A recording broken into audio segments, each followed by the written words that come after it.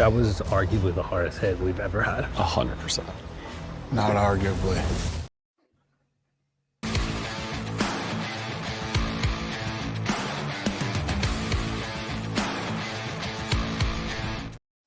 There we go, boys. Power Slap Road to the Title, number 2, episode 3 in the books. We had 2 matchups going on. How you guys doing, my man Big Ding? What's going on, dude? What's up, brother? Psyched for this episode, man. This week, we got to see some flavor from some guys we haven't seen before. Some guys that we've mentioned here on the show. Super excited, man. Love the episode. Yeah, I mean, we're going international. Big Jeeves getting these guys in here. Sorin Comsa coming in with a ton of experience, as we know from SFC, making an appearance. Let's, Mr. Producer, bring up his dance moves. We got to see that. Probably the best part of the non-fight. There it is. Hey. So, Jeeves, can he dance as good as he can slap? Hey, man, listen, this is the guy, like I've said before, that sort of put slap fighting on the map in the social sphere on TikTok. Everybody saw his face blown out. Now that he's here at Power Slap, let's hope he can strike as good as he can slap, as he can dance, because there's going to be a long career ahead of him if he can. Yeah, for sure. Let's talk about the show format a little bit. So we're getting a fight to start and we're getting a fight to finish. We're getting a little bit of house stuff in the beginning. But Ding, you brought up a really good point. Reality TV show is about the excitement, the energy, the twist, the turns. What's going on? We're not seeing too much house stuff, Ding. Yeah, man, if I had to put my finger on it, I think Azael might have messed it up for everyone, man. I think he might have gotten a little too wild last season. But Corey, you're right, man. I mean, reality TV is about what actually happens. We see some snippets of beef in the house, some fights, some of the guys rubbing up against each other. I'm guessing they're saving the best for last, or they want to live on the island of relevancy when they show these guys in their fights. But I'd like to see a little bit more of what's going on in the house. I thought the scene with Emmanuel Muniz shooting the basketball, talking about what Slap has done for him, I thought that was wholesome. That's the type of stuff we want to see. So I hope to see more of that as we progress through the season. Yeah, I mean, we're certainly seeing, them get into more of their backstories. So we're seeing that. This episode a little bit more, sobby, I think, than some of the others. With Ryan Wallace talking about his, his background, Miles Jackson as well. But we're getting, extended, back down analysis of these guys kind of going into the match. So they're filling it in with some of that footage. Not sure if that's, part of them condensing it from 3 weeks into 2 and then getting some additional footage from the guys at their hometown, to kind of add some of that additional flair to it. But it's definitely given better context overall. I know Big Jeeves, I know obviously you've talked about series 1, what it did for guys like Azael, what it did for guys like Slap Jesus, Chris Thomas, for us to really get to know those guys before leading into Power Slap number 1. It's going to do the same thing for these guys coming into Power Slap number 6. So let's talk a little bit about that. Do you like personally how they're telling their stories of these guys? Yeah, man, I appreciated that right from the start, because as we've always talked about, this is a sport with regular guys trying to change their lives. So getting to see that hometown aspect of these guys just being raw and themselves and sort of like unfinished and unkempt, I think that's the charm of this whole thing. And as for the house stuff, I think we'll start seeing more of it as they thin out these guys a little bit, because right now there's so many matches that have to happen for this show to go on. We're seeing 2 matches a show. I'm sure that'll possibly slow down as we get further into the season. And then I think is when we start seeing more of the house dynamic and the character building. Yeah, for sure. Well, let's get into it. Brian Ellis going up against Miles Jackson in the heavyweight division. Let's get going. Big dogs. Here we go. We got the Miles Jackson being the younger guy, but the taller 6'8". Both of them coming in fairly close to that weight cap. We got a significant slap score for Brian Ellis. Look at the height on these two boys, man. That's wild. Yeah. Twin Towers going at it. Yeah. I love that they're showing more of Dana's reactions this series. We're seeing a lot. Yeah. Even in series 1, it was awesome seeing Dana's reaction raw. You've been touting Brian Ellis this entire time, my man. Yeah, I'm a bit nervous to Jesus. talk about this, man. This reminds me of the Jill Scott slap we've talked about, in the qualifier at the exhibition. I mean, he literally like leaps into the air. I'm yeah, I mean, I don't know, man. I don't have good commentary for this one, honestly. I'm concerned. I'm concerned that guys are getting up there and that's how they're performing. So I think on the training side, there has to be a greater emphasis. I mean, you can't have guys going up there and doing stuff like that. That was the most egregious step I think I've seen since the exhibition. Hmm. Um, and I mean, he's got tons of power. You can see it. But if they show his feet here as they did, um, I mean, it's bad. He literally springs up. I mean, he gets on his tippy toes and lifts that foot, Hmm. almost like he's throwing a baseball. I mean, it's rough. I'm wondering if they'll give it to us here. There it is. Look at that. I Yeah, mean, wow. he jumps off of his left foot. No knock on the guy, but now this guy's got a loss, or he's got a loss on his record, even though he knocked him out. The person who got knocked out in ridiculous fashion is the winner, and it puts Mm. everything into disarray. I mean, you just hate to see it. The only other time we've seen something this egregious was the Russell Rivera one against Static in their Yeah. second fight. So I, Yeah. I was disappointed. Yeah. I mean, Yeah, this is man. definitely going to put some turmoil in here because Miles Jackson getting, KO'd like that, is Hmm. he going to be able to turn around and go into round two, with the athletic commission potentially giving him a suspension? He may not be able to continue. So this could actually put a massive wrench into that heavyweight division. The way the format's set up, it looks like Brian Ellis is going home. Who knows? Maybe, just maybe, could they bring Brian back even after a loss? I don't know. But, from seeing Brian there, hearing Dana, you see the disappointment in Dana's face that Hmm. Brian stepped. Do we believe there's a second chance for Brian Ellis in Power Slap, whether it be as part of the show or we see him on a numbered card later on? Yo, that's a double-edged sword there. So for the reason I'll play devil's advocate first and say yes, like we might see him back. That was a hell of a hit. I don't know how much we can. Well, we do know, but like how much we credit that to the step and the pivot, this that, and then. But secondly, in comparison with season one, we now have coaches who are very seasoned with the rules, right? Mhm. So I have to assume that these guys are getting very good instruction. I know we've kind of said in the past, like these are new guys. This might just be a part of the game that we're going to see these fouls and stuff. But something that bad, it might be unforgivable because I have to imagine that Manny and KO Chris are instructing these guys on one of the biggest rules in this sport. So I don't know. I'm kind of on the fence with that question, Corey. Yeah. I mean, go ahead, Ding. What are you thinking? Man, I think it's a great question. And Jeeves brings up a great point. On the flip side, though, I do think that we expect that from them, particularly because of the caliber and how long they've been doing this, as well Mhm. as their both of their evolutions respectively.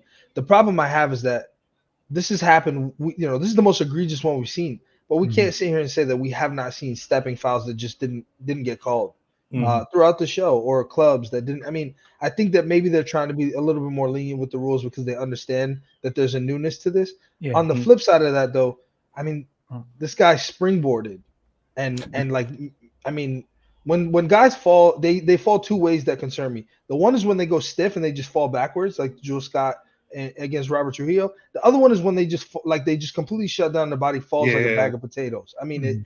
that is concerning. It doesn't look good. Clearly something's wrong. He was on the floor for a very long time. Mhm. Mhm. At the same time, though, with all that being said, obviously we don't promote fouls or anything like that here at Slap News, but how excited would it be to see him stand across from a Nate Bernard or across Mhm. from a Damian DeBell, considering his stature? He's 6'6", Mhm. and we just saw that he has the power. If he can keep those feet down, what can this guy do in slap fighting in the heavyweight division? Yeah. So I can't say that I don't want to see him back. And on the other hand, how can we say that we want to see Miles Jackson back, right? We know that, I mean, he can be knocked out. There's some guys who honestly would have taken that. I'm not saying Mhm. that he should have, but I'm just saying, there's Mhm. people out there who have chins. Yeah. Mhm. This guy got knocked out cold, clean, didn't even get to strike. I mean, he's very tall, sure. I didn't like his body language. I thought Emmanuel Muniz had it right. He looked terrified up there. You know, and so I don't know that anybody's any more excited to see Miles Jackson back up there than they would be to see Brian Ellis. So I think Power Slap's got their work cut out for them in making the decision here. Yeah, I think Brian Ellis, you know what, prototypical person that the new Power Slap, I think Eric and Frank are looking for the athlete that Brian Ellis is, a former University of Texas football player, played in the Arena Football League. We are getting an athlete here who does seem, with some coaching, and I mean, this is the first time he's ever slapping somebody in real life. So, you know, for someone to, you know, to cause a foul, it's very hard to, you know, fault these guys for that as well. But I think we do see Brian Ellis back at some point. I think, you know, with his power, his potential, I think they're going to turn, I don't say a blind eye, but I think they give him another opportunity with a bit of coaching to come back to try to prove himself so we can actually see what he has in store. But guess what, boys? We've got a very special guest. Who could it be? We're sitting there waiting in the realm. Let's bring him in. He's biting at that bit. He's like a wild cage man. Let's bring him in. Who we got? Come on, baby. You know what time it is. Dirty, dirty South. The swamp monster coming back with slap news. The final slap. You don't want none, baby, because I'm coming at your throat. Fuck the bearded bitch. You know what it is. Get your freak show shirt. The bearded bitch is flying off the racks hot. Get them while they last, baby. Thanks for having me, gentlemen. If you guys couldn't tell, that is Austin motherfucking Turpin in the house. Come on, baby. Live and free. Just having fun, enjoying myself. Making the most of it. I'm out of mom and daddy's house too now, you haters. What's up now? I'm doing my own laundry, making my own bed. Yeah. Amazing, awesome, buddy. Seems that you're doing well. You're living life, getting out to the Jags games. What did you think of that strike by Brian Ellis? It was, you know, it was a good strike. I think to go back on what you said, Ding, there's some guys who can eat that. There's some beast out there. And I'm seeing a lot of with these new guys, their human force isn't as impressive as the guys from the first season. You know, there were some guys, you know, Ryan Phillips, he was hitting in the 5,000s, you know, myself over 4,000 each time. So I think there's some guys in there who just with time will get better. With time will get better. And that's what it like. You know, on the first strike, it's really hard to do it exactly perfect. I can't say that my first strike, my first match with Cody Cox was perfect. So to go back on what Corey said, you know, the first strike, the first match, it's like you're getting all the kinks out. You want to work, you want to see where you're at, and then you want to develop somewhere to work on. You want to see what you got to work on when you get back home. So I think it was a good strike. You know, Ding, you put it perfectly. The dude was on a diving board, you know, absolutely about to jump into the deep end of the pool. It looked like he could have done a flip after that smack. So he had some airtime on him. The kid's got jumps. Yeah. What Austin, what do you know of Ryan Wallace and Sorin Comsa before this episode in the match? Man, I don't know too much besides I feel like that Joker kid. You know, I think he was from the Slap Fight Championship, maybe found his way outside of the I think, you know, they got some deal with McDonald's. They pull all their fighters out of the McDonald's fry station or whatever. I'm not sure how they're getting their fighters on Slap Fight Championship. They all look like somebody who's flipped a burger for me before. But Comas, however you say the dude's name is, you know, I seen the guy. It's almost hard not to see the guy if you Google slap fighting. Yeah. You know, that swollen face is everywhere, and I'm you know, I can talk about the swollen face. You know, my shit was just pinned up, you know, by the bearded bitch. So, but hey, if you can take it, you can take it, and some people just can't take it. I think, you know, going back at the match we just watched, Miles definitely looked like he's in the wrong position. Maybe he should start. Maybe they need to bring in cheerleaders for a power slap. And I think some of these guys on season 2 would make great cheerleaders. They look good. I think they're probably real spunky. So I think cheerleaders would probably be their best position in slap fighting and power slap. Hilarious, man. As always, Austin Turpin being authentic. Let's roll the fight right now. Let's get into it. Ryan Wallace going up against Sorin Comsa. These guys are in the fucking wrong weight class. Wrong fucking weight class. This is my shit. bunch of softies too. Talk us through what do you see here, Austin? Let's your initial thoughts. I don't see much energy. I think they're both kind of just maybe taken by it all. Here comes Ryan Wallace. Mm-hmm. Looking Joker skinny, slap. looking like a damn toothpick up there. So Ryan Wallace dropped over 100 pounds to be your. Well, he needs to put it back on. He needs to find a way to put that shit back on. That was a mistake. What is this fucking wind-up? I bet this is going to be weak. Oh! Damn. Comsa. He connected though. though. No chin. Connected Yeah, right he- on the button though. Yeah, connected on the button. Little So deep, Turp, though. I Little deep. thought what was interesting here, Turpin, if you look at his hand, when he first, he's got his initial measure going, it was almost like Ryan Wallace utilized that mouth that he has on his hand, that tattoo, to sort of almost mold his hand to the curvature of Comsa's face. I thought that was interesting. I don't think I've seen that before, where he's like, it's almost like he's trying to get around, palming him. But he is trying to hit him in every, at every point where you could touch the face with the natural curvature of the hand. I was very intrigued by the way that he did that. I thought that was unusual, and I was kind of impressed that he was able to wobble Comsa that way. This stance of his is funny. It's almost like he's gone hunchback. He's gone hunchback. I don't know. That looks kind of awkward, like the Notre Dame hunchback of Notre Dame. And here comes the Sorin Comsa. This is cool. I'm glad I get to see this guy. See what he's got. That was kind of weak. Okay.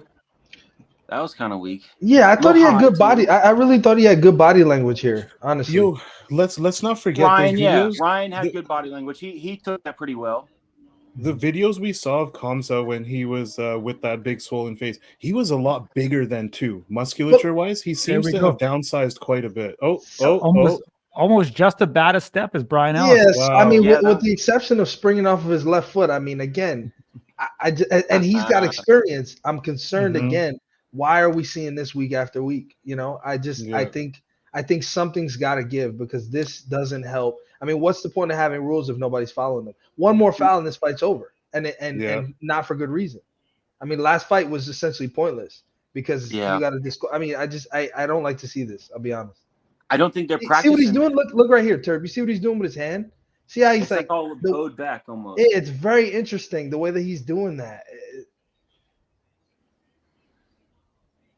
Nice placement. Nice placement. Okay. Yeah, I know this kid's working with Iron Dwayne. Giant. Yeah, Dwayne. Yep.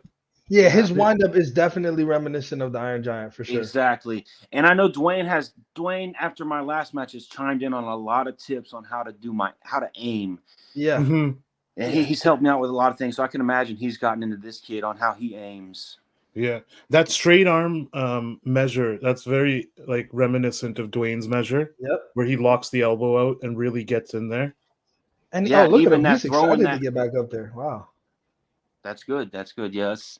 That energy is good. I'm glad he's still got this weird stance though. This is a very interesting defensive stance. It's a very tense stance. I mean, he's just got complete and total body control everywhere. He's got his knees bent a little bit. Is his chin just short, or is it the way he's upright? I think he's pulling it back. I think he's bracing. Yeah, I think he's pulling it back. Oh. Yeah. Night. Oh, nice. Can confirm that stance does not prevent knockouts. No, yeah. Look at Dave. I can't read lips, but I'm pretty sure he just said, God damn. Nice. That was a beautiful knockout. Yeah. That was good. Damn.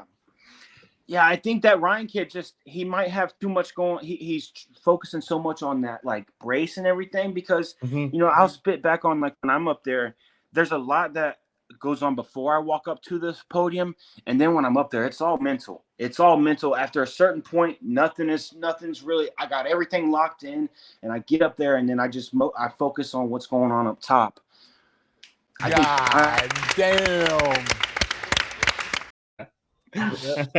So there we are. That's what happened with him. Yeah. Damn. Turp, I want to bring up one of your points about these guys not having as much force as the first class of guys that came into Power Slap. Now, So we just saw a great match. These guys, they went back and forth. We saw the knockout in the second round from Comsa there. Where do these guys fit into the roster of the current Power Slap light heavyweights? You're at the top. You've fought all the top guys in that division. After seeing this match, where do you think these guys stack up? The very bottom. The very bottom. I mean, honestly, I think cheerleaders, they'd be better off as cheerleaders. I think some of those guys in the heavyweight, I think people like Nate Bernard, I think people like Crespo, the Bell, I think they're going to put a lot of those heavyweights on the Jenny Craig and have them on that treadmill. So as far as the light heavyweight class, I think the same. They all looked not so well fit in where they were. Maybe like one class below it might be a better position for them. And that'll be good. That'll be more exciting because at the light heavyweight class, they all look like middleweights to me. They all look like 185ers. I didn't see anybody who was, exciting.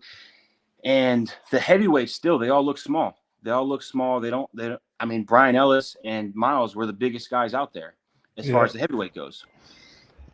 And I think somebody like, Brian Ellis, he's probably good. Miles, he's 6'8", so, it's going to be hard for him to lose a bunch of weight and get down to the 205. And then the same with Brian Ellis, he's a stocky kid.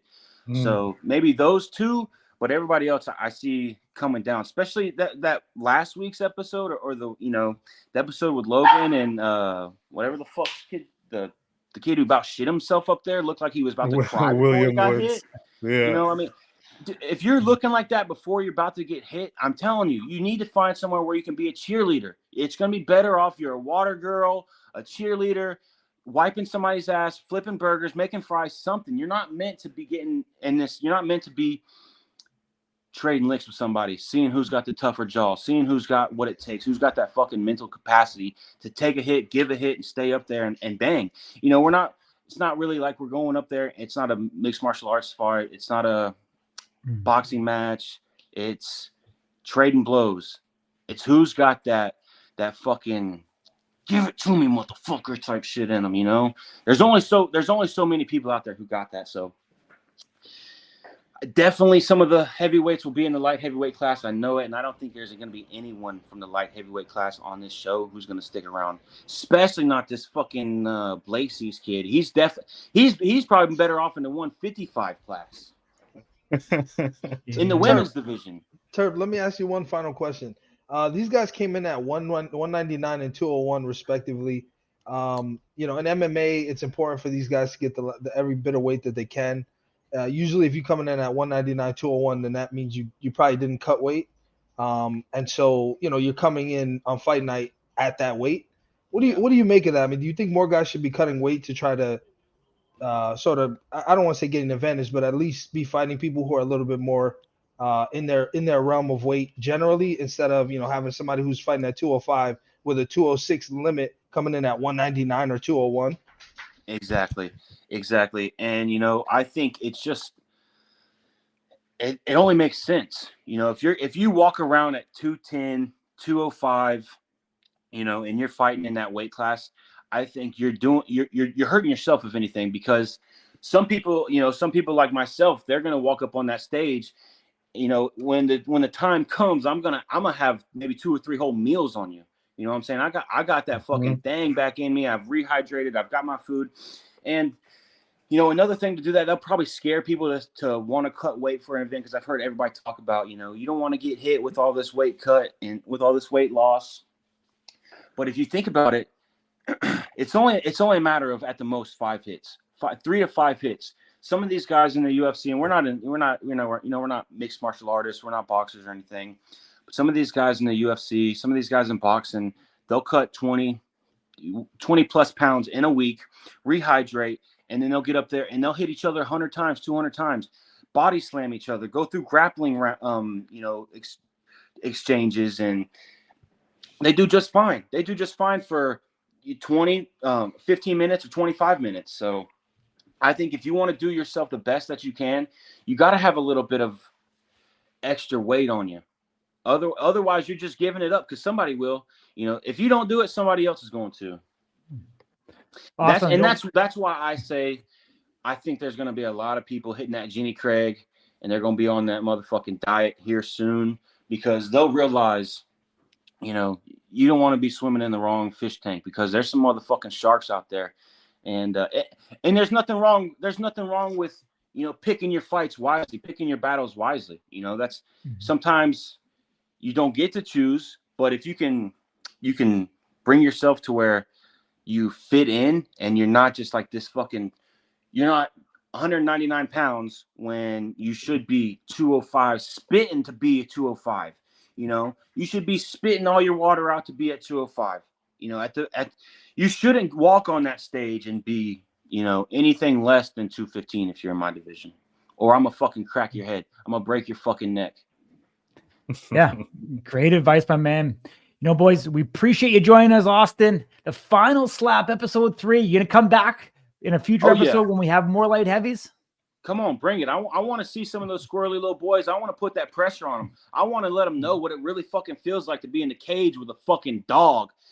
And they can say they want to be humble till they rumble. They want to be nice guys. I don't give a fuck about your bitch ass softness or your feelings, how nice you are, how cute you are. I'm coming for your motherfucking throat. I'm gonna rip your fucking skeleton out of your body and fucking throw it in the woods somewhere. That's all I give a fuck about. I don't care about being nice to nobody, being somebody's friend. Get your fucking freak show shirt.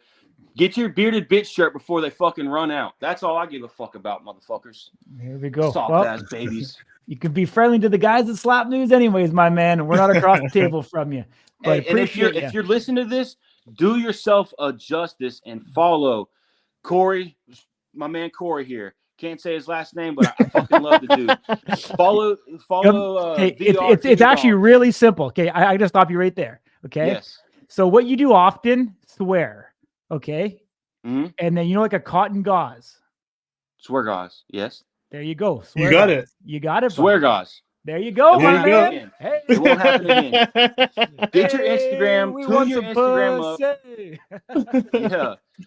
Follow Corey Swear Gauze. Follow VR Ding Dong. Follow Big G. Follow Slap News. If you're really a fan of this slap shit, or if you're really an up and comer and you want to stay tuned in, you want to stay with the know, follow those guys. Slap News is where it's at. Get your bearded bitch shirt. Awesome, buddy. Much love, man. We'll talk to you soon. Much love. Thank you, guys. There we go. Austin Turpin in the motherfucking house, holding it down. Always great to have him on the show.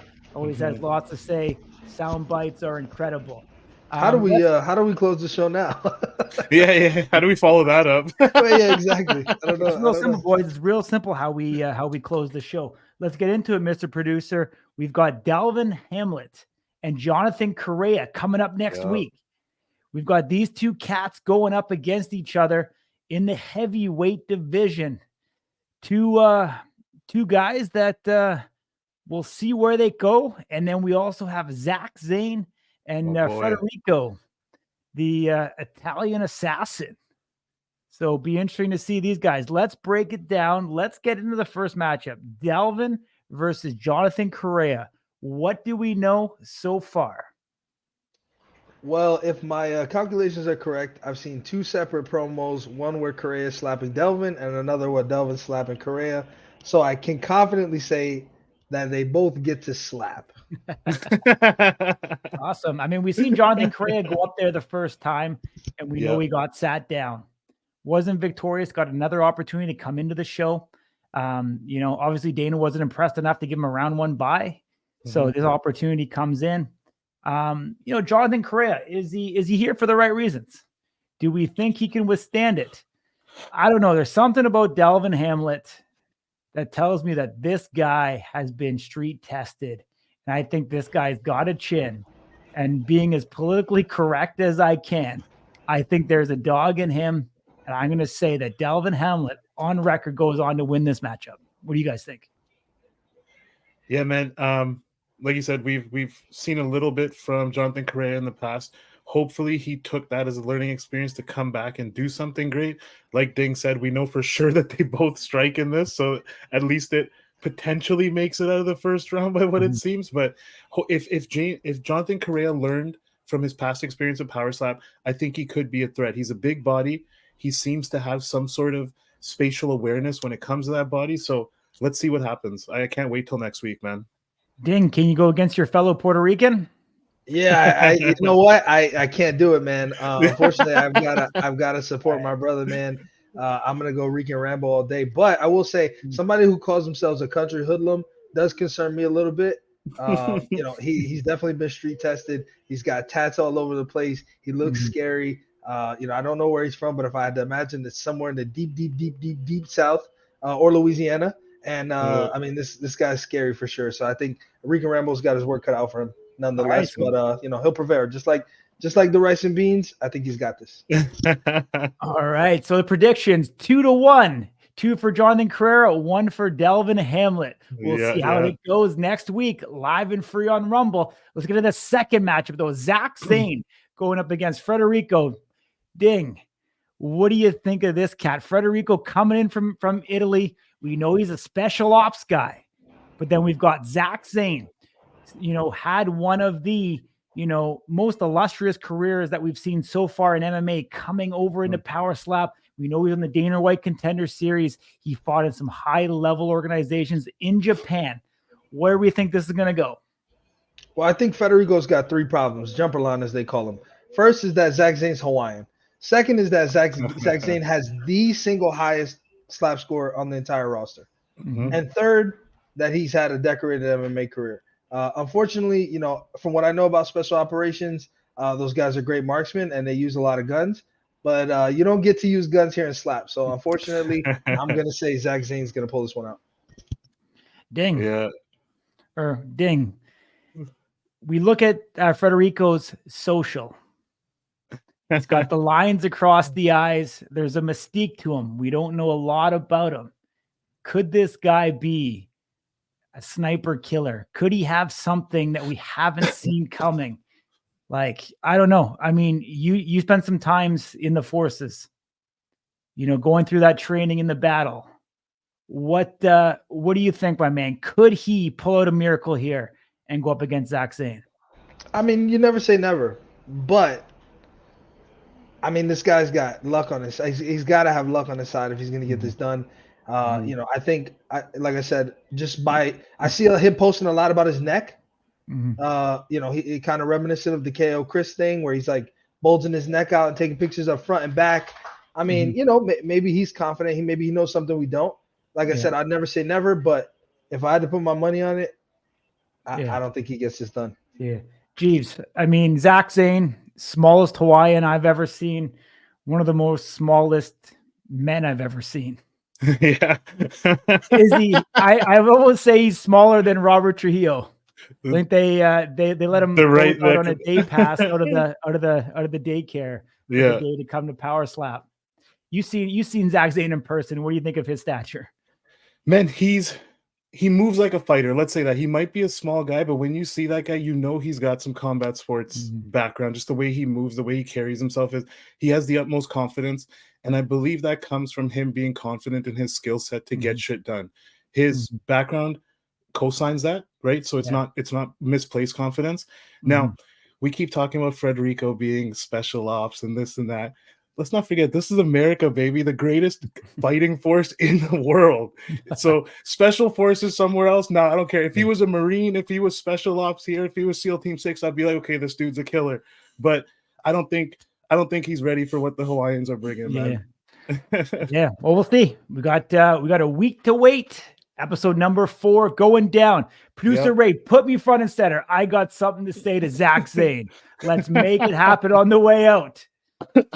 Let's go, Ray. Bring me in, buddy. Bring me in. I want in the shot. Put me in, coach. Put me in.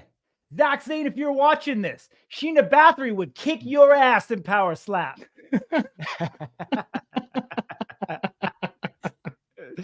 All right, boys, we're done. Once again, Final Slap. Episode 3 finished. Dropping Wednesdays. Tune into us Fridays. Slap News has exclusive interviews and fight analysis with the fighters themselves. And Mondays, we bring you the Fantasy Slap Show. It's brought to you by Power Slap and Stat Hero. We're out once again for another week. That is the final slap. If you're not doing so already on YouTube, hit that subscribe button, hit the notification bell, and leave a comment in the comment section below if you want us to bring any topics up in a future episode.